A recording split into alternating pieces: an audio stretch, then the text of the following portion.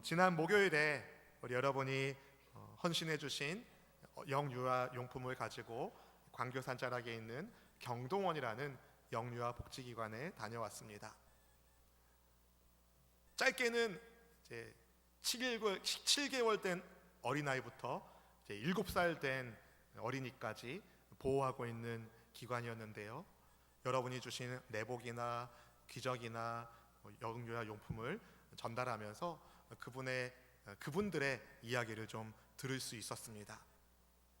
한국 전쟁 이후에 전쟁 고아들이 많았던 그때부터 67년이 된 기관이더라고요. 그렇게 어린이들을 돌보는 기관에서 어떤 걱정이 있냐 제가 여쭤보니까 이제 7살 된 다음에 8살이 되면 이제 다른 곳으로 이사해야 되는데 그 과정이 결코 쉽지 않다는 이야기를 하셨어요. 여러분, 하나님께서 이 나라의 어린이들을 보호하여 주시고 주님께서 보호하시는 은혜 가운데 우리 어린이들이 하나님을 경외하는 믿음의 일꾼으로 성장할 수 있도록 여러분 함께 기도해 주시기를 부탁드립니다.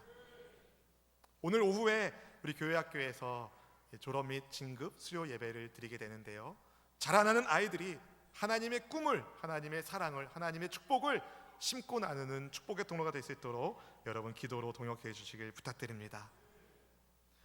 여러분도 다 어린이 시절을 보내셨을 겁니다. 혹시 태어나자마자 어른이셨던 분 아무도 안 계시죠? 예수님께서도 어린 시절을 보내셨습니다. 예수님의 어린 시절을 궁금해하는 사람들에게 누가복음은 굉장히 중요한 자료가 됩니다. 다른 복음서와 달리 누가는 그의 복음서 안에 예수님의 탄생 이야기와 함께 예수님께서 성전에서 처음 정결 예식을 가지셨을 때 시므온과 안나에게 축복을 받으신 이야기를 기록해 놓았습니다. 그리고 주님의 어린 시절이 어땠는지 오늘 본문에도 기록을 남겼는데요, 본문 40절 말씀을 우리 같이 한번 읽어보겠습니다. 아기가 자라며 강하여지고 지혜가 충만하며 하나님의 은혜가 그의 위에 있더라. 아멘. 이 짧은 구절 안에 우리 예수님께서 신체적으로, 지적으로, 그리고 영적으로 성장하신 분이라는 것을 볼 수가 있습니다. 아기가 자라며 강하여지고, 예수님은 다른 아기들처럼 신체적 성장 과정을 겪으셨습니다. 다른 아기들처럼 영유아기를 보내셨다는 거예요. 뒤집기, 기기, 일어서기, 그렇게 아이들이 성장할 때마다 부모는 박수를 치고 할머니, 할아버지들은 호들갑을 떱니다. 우리 애가 드디어 일어났다. 예수님께서도 그런 과정을 다 겪으신 겁니다. 이것은요, 주님께서 참 사람으로 이 땅에 오셨음을 보여주는 아주 중요한 예가 됩니다. 또 주님은 지혜가 충만하셨습니다. 지적으로도 성장하셨습니다. 12살의 나이에 성전에서, 예루살렘 성전에서 율법 선생들과 등이 토론할 정도로 주님은 지혜가 충만하신 분이셨습니다. 그리고 예수님은 영적으로도 성장하셨습니다. 하나님의 은혜가 늘 예수님과 함께 하셨습니다. 많은 사람들이 그런데 여러분, 자녀의 신체적 발달과 지적 능력 향상에는 관심이 많습니다. 그래서 왜 이렇게 안 크나 걱정하기도 하고, 공부를 더 잘하도록 학원에 보내기도 하고 그러는 거 아니겠습니까? 근데 여러분, 하나님 은혜 안에 머무는 삶에 대해서는 어떤가요? 상대적으로 그렇게 큰 관심을 두는 것 같지 않습니다. 여러분은 어떠십니까? 여러분의 자녀들과 언제 하나님의 은혜에 대한 대화를 나누어 보셨습니까? 남편 혹은 아내와, 아니면 부모님과 혹은 자녀들과 하나님께서 우리 가정에게 베푸신 은혜에 대하여 언제 영적인 대화를, 은혜의 나눔을 가지셨습니까?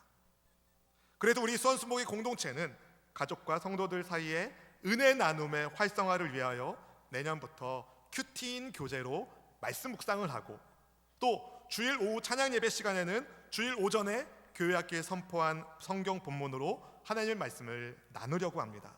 그래서 한 본문으로 온 세대가 하나님의 은혜를 누리고 각자에게 주신 하나님의 은혜를 가족끼리, 성도끼리 서로 나누는 은혜 나눔의 장을 활성화하려고 합니다. 바라기는 하나님의 은혜가 매일의 삶 가운데 여러분을 붙잡아 주시고 풍성한 은혜길로 인도하여 주시기를 주님의 이름으로 축원드립니다. 예수님께서 신체적으로, 지적으로, 정서적으로, 영적으로 성장하셨음을 보여주는 또 다른 구절이 본문 52절에도 나오는데요. 함께 읽어보실까요? 예수는 지혜와 키가 자라가며 하나님과 사람에게 더욱 사랑스러워 가시더라. 아멘.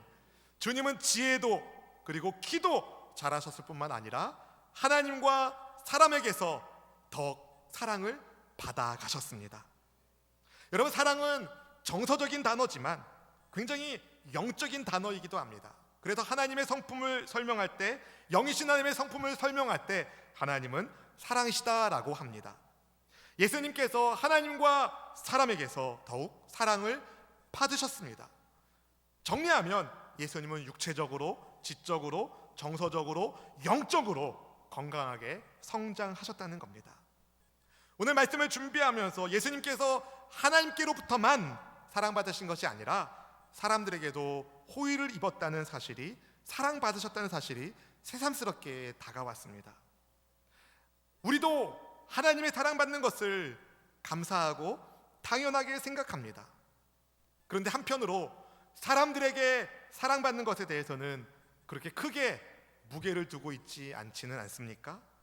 극단적인 경우에는 맞는 말이긴 하지만, 신앙생활은 하나님과 나와의 관계다, 맞는 말이긴 하지만 하나님과 나와의 관계이니까 다른 사람들은 굳이 신경 쓸 이유가 없다, 이렇게 생각하는 경우가 혹시 있지 않습니까? 그래서 교회는 열심히 다니는데 믿지 않는 가족들한테 쌀쌀 맞아요.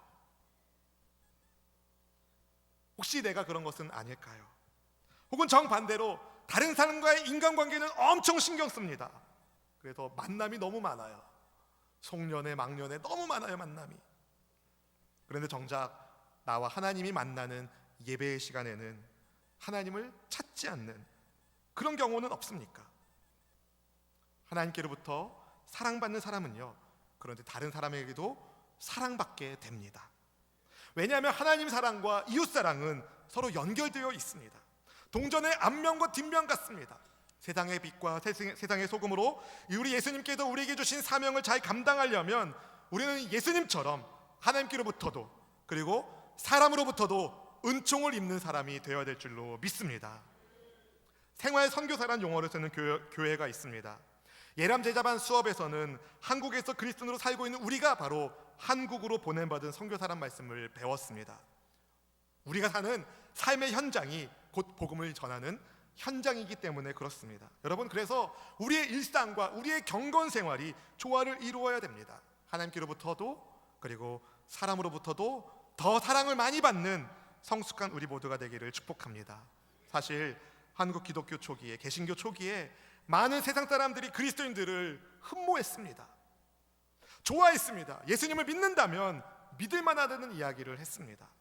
그런 신용이 쌓여서 한국 교회가 양쪽으로 크게 성장할 수 있었습니다. 근데 어느 순간부터 이 크레딧을 까먹는, 신용을 까먹는 일이 점점 많아지게 되었습니다. 하나님께 잘하면 되지라는 명목하에 다른 사람들을 배려하지 않는, 하나님께 잘하면 되지 하고 고르반하면서 부모를 공경하지 않는 그 시절의 유대인들처럼 오히려 세상 사람들보다 더 이기적인 모습을 보임으로 점점 신용을 깎아먹고 말았습니다. 그래서 어떤 목사님은 지금의 한국 교회를 가리켜 마이너스 통장이라고 진단하기도 했습니다. 우리는 어떻습니까, 여러분?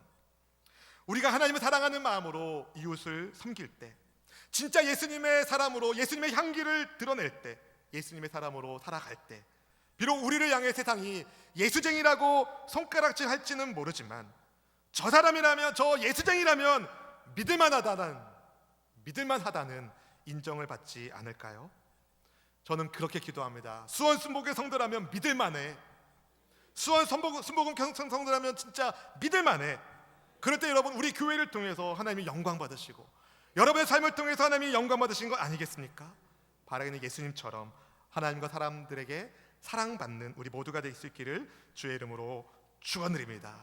에이, 목사님, 예수님이니까 그렇죠. 사람은 그렇게 안 돼요. 혹시 이렇게 생각하는 분이 없으실까요? 여러분, 예수님 외에도 하나님과 사람에게 귀중함을 받은, 은총을 입은 사람이 있습니다. 사무엘상 2장 26절 말씀 함께 읽어보실까요? 아이 사무엘이 점점 자라매 야훼와 사람들에게 은총을 더욱 받더라. 아멘. 예수님만 하나님과 사람들에게 은총을 받으신 것이 아니라 예수님께서 그러신 것처럼 사무엘도 하나님과 사람들에게 더욱 사랑을 받았습니다. 우리도 그럴 수 있습니다. 하나님께로부터 더 사랑받고 사람들로부터도 더 사랑받는 축복의 사람이 되기를 주의 이름으로 축원합니다. 그럼 어떻게 하나님과 사람 양쪽으로부터 모두 사랑받는 우리 모두가 될 수 있을까요? 첫 번째는요, 무엇보다 하나님 중심의 정체성을 가져야 됩니다. 하나님 중심으로 먼저 중심을 가져야 됩니다. 예수님께서 그러셨던 것처럼 하나님 중심의 정체성을 가지셔야 됩니다. 주님의 가정은 해마다 6월절이 되면 예루살렘에 올라갔습니다. 본문 41절 말씀 이렇게 시작하자. 함께 읽어보실까요? 그의 부모가 해마다 6월절이 되면 예루살렘으로 가더니. 6월절이 어떤 절기입니까?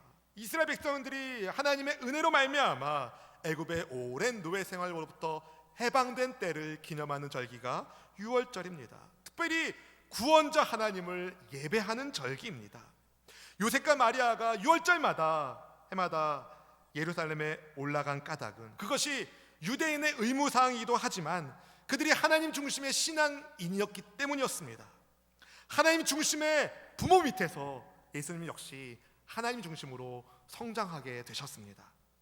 주께서 하나님 중심으로 성장하게 되신 것을 보여주는 에피소드가 오늘 본문에 나오는데요, 주님께서 12살이 됐던 때, 그때 맞이한 6월절은 좀 특별한 일이 있었습니다. 6월절 절기를 마치고 집으로 돌아가는데 요셉과 마리아가 예수님이 일행과 함께 있는 줄 알고 하룻길을 갔습니다. 6월절 시즌에는 전국 사방에서 예루살렘에 방문한 사람들이 많았기 때문에 대부분 무리를 지어서 이동을 했습니다. 요셉과 마리아는요, 예수님이 무리들 가운데 어디엔가 있겠지라고 생각했는데 하룻길을 갔는데 찾아봐도 예수님이 안 보이는 거예요. 얼마나 놀랐겠습니까, 여러분? 여러분, 사람이 많은 곳에서 아이들이 잃어버리면 얼마나 마음이 철렁하겠습니까? 요즘에야 애들도 휴대폰이 있어가지고 전화해가지고 너 어디야? 찾아가지고 누구누구 아이를 어디서 보관하고 있으니 일로 오세요, 안내라도 해주죠. 그 시절에 무슨 그런 게 있겠습니까? 예수야, 예수야, 어디 있니? 혹시 우리 아이 봤어요? 혹시 우리 아이 봤어요? 얼마나 그렇게 애타게 찾았겠습니까? 일행 중에서 예수님을 찾을 수 없었던 요셉과 마리아는 그들이 지나온 일을 다시 거슬러 올라갔습니다. 예루살렘까지 되돌아간 요셉과 마리아가 예수님을 발견하는데 그때 예수님은 성전에서 율법 선생들과 토론하고 계셨습니다. 예수님의 지혜가 얼마나 대단했는지 성전에서 유대인의 선생으로 알려진 이들의 말을 주님이 듣기도 하고 묻기도 하는데 예수님의 말씀을 듣는 사람들이 다 깜짝 놀랐습니다. 본문 46절 47절 말씀 함께 읽어보겠습니다. 사흘 후에 성전에서 만난즉 그가 선생들 중에 앉으사 그들에게 듣기도 하시며 묻기도 하시니 듣는 자가 다 그 지혜와 대답을 놀랍게 여기더라. 아멘. 12세 어린 나이지만 예수님은 성전에 있는 성생들과 서로 토론할 정도로 지혜로우셨습니다. 예를 들면 12살, 지금 초등학교 6학년이죠. 초등학교 6학년 아이들과 신학자들이 서로 하나님에 대해서 토론하고 있는 거예요. 근데 신학자들이 깜짝 놀라는 거죠. 그런 어린아이의 지혜 때문에. 어떻게 예수님께서 그렇게 지혜로우실 수 있었을까요? 어떻게 예수님께서 성전에서 율법 학자들과 선생들과 토론을 하실 수 있으셨을까요? 예수님이 하나님 중심이었기 때문에, 평상시 말씀을 가까이 하는 분이셨기 때문에, 그렇기 때문에 주님은 유대 율법 선생들과도 대화 나누시고 토론하시고 그들이 깜짝 놀랄 만큼 명철함을 보이셨습니다. 예수님은 하나님 중심이셨기 때문에 공생의 사역을 시작하셨을 때도 늘 아버지께 기도하는 시간을 가지셨습니다. 하나님 중심의 사람, 말씀을 사랑하고 기도를 사랑합니다. 여러분, 2019년도 연초에 우리가 말씀 생활에, 기도 생활에 어떻게 하자 목표를 가졌지만 혹시 미진한 부분이 있을지 모르겠습니다. 새롭게 시작하는 2020년, 하나님 중심으로 말씀과 기도의 양 날개를 피고 하나님을 가까이 하는 저와 여러분 될 수 있기를 축복합니다. 야고보서 4장 8절 상반절에 이렇게 얘기합니다. 하나님을 가까이 하라. 그리하면 너희를 가까이 하시리라.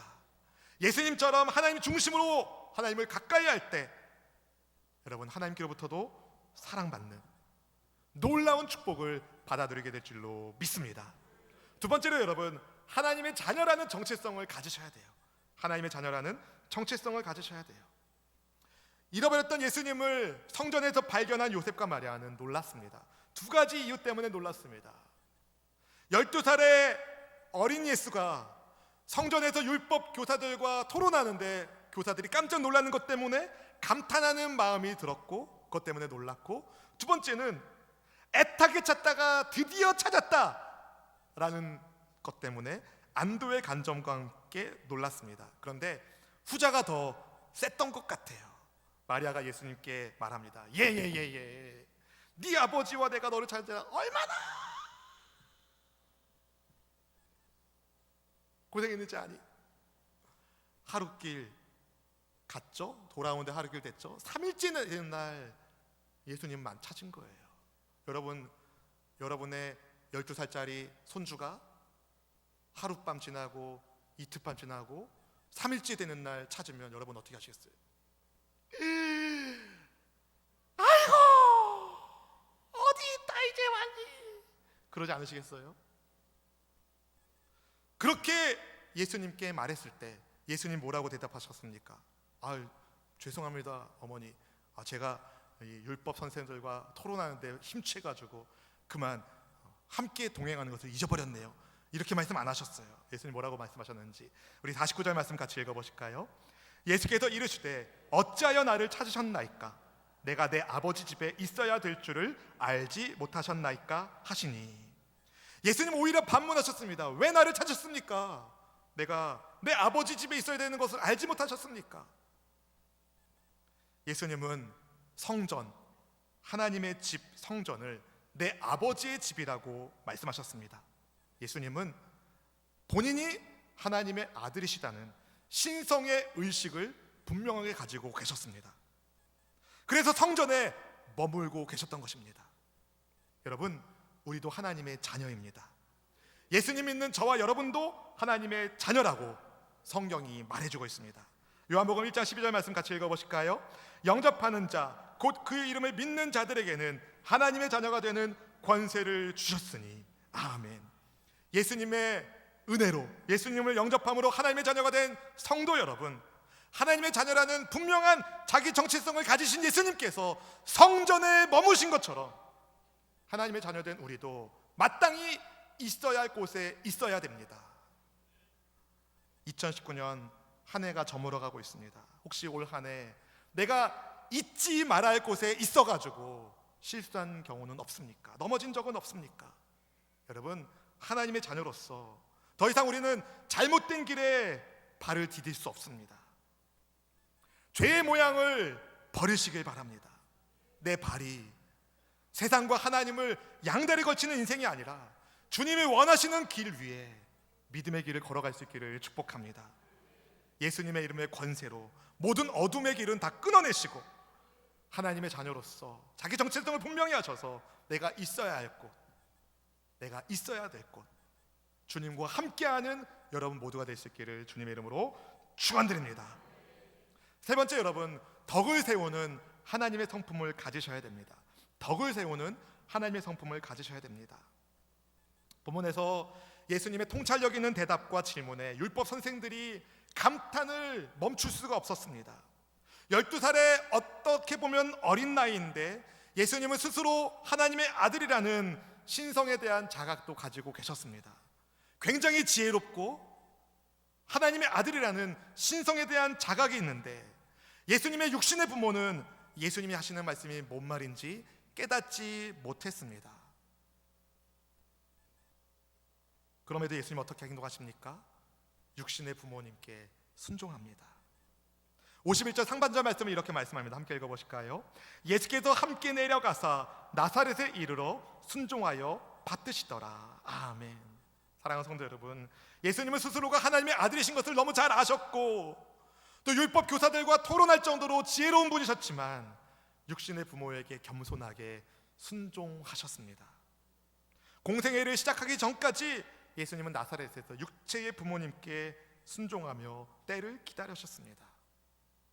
요즘 세상이 너무 빨리 바뀌어가지고 기술이 굉장히 발전해가지고 우리 아이들이 쉽게 활용하는 기술들을 우리 어른들이 잘 못 쓰는 경우가 점점 많아지고 있습니다. 손쉬운 예로 휴대전화가 그래요. 휴대전화, 다양한 기능을 가지고 있는 이 휴대전화로 애들은 별별 걸 다 해요.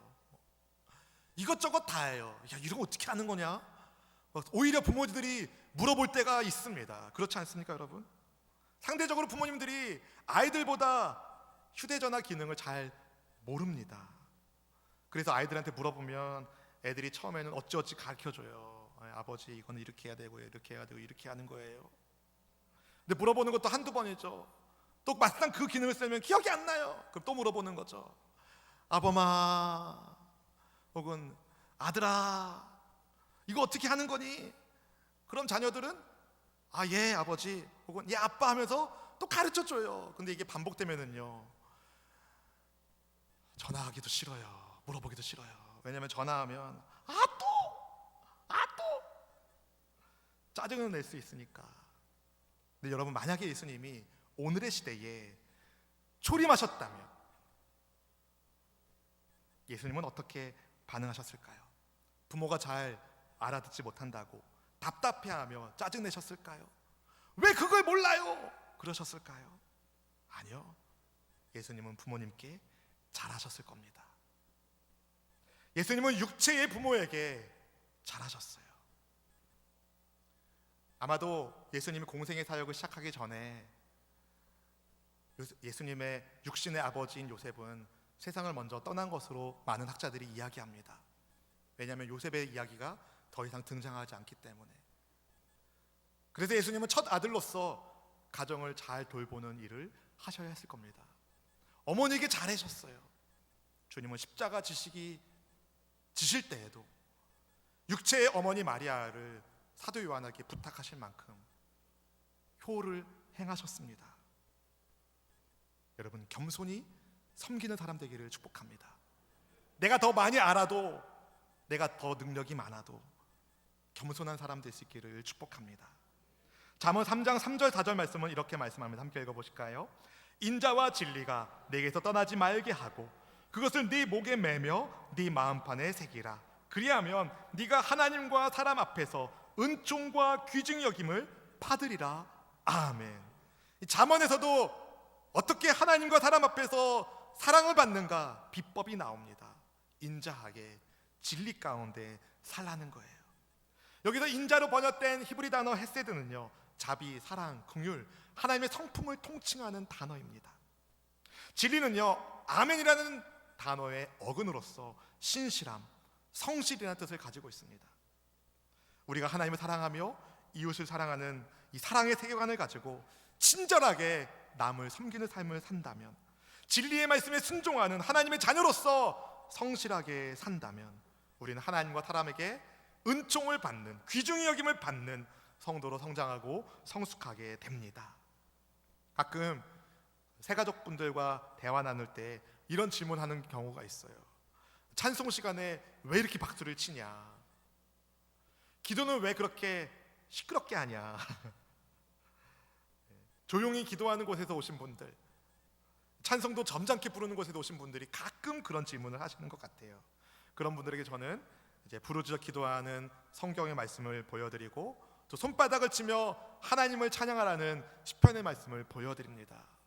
여러분, 내 경험이, 내 생각이 항상 옳지 않아요. 중요한 것은 덕을 세우는 겁니다. 바울이 로마 교회에 편지를 보낼 때 로마 교회 안에 유대 혈통의 그리스도인들과 헬라 혈통의 그리스도인 사이에 갈등이 있었습니다. 유대인의 절기를 지키려는 유대 그리스도인들과 그렇지 않은 헬라 그리스도인 사이에 갈등이 있었을 때 바울이 이렇게 권면합니다. 로마서 14장 18절 19절 말씀 같이 읽어보겠습니다. 이로써 그리스도를 섬기는 자는 하나님을 기쁘시게 하며 사람에게도 칭찬을 받느니라. 그러므로 우리가 화평의 일과 서로 덕을 세우는 일을 힘쓰나니. 아멘. 바울이 분명히 말합니다. 그리스도를 섬기는 사람이 하나님을 기쁘시게 하고 사람에게도 칭찬을 받는다. 그리스도를 섬긴다는 것이 무슨 의미입니까? 본질적이지 않는 것 때문에 서로 다투거나 싸우지 말고 화평의 일과 서로 덕을 세우는 일에 힘을 쓰라는 거예요. 그런 사람이 그리스도를 섬기는 사람이라는 겁니다. 그런 사람을 통하여 하나님이 영광을 받으시고 하나님께로부터도 기쁨의 은혜를 누리고 사람들로부터도 칭찬을 받는다고 말합니다. 이런 교회가 안디옥 교회였고 초대교회였습니다. 이런 교회가 우리 교회 되기를 기도합니다. 덕을 세우는 하나님의 성품으로 겸손과 친절한 그리스도인 되기를 소망합니다.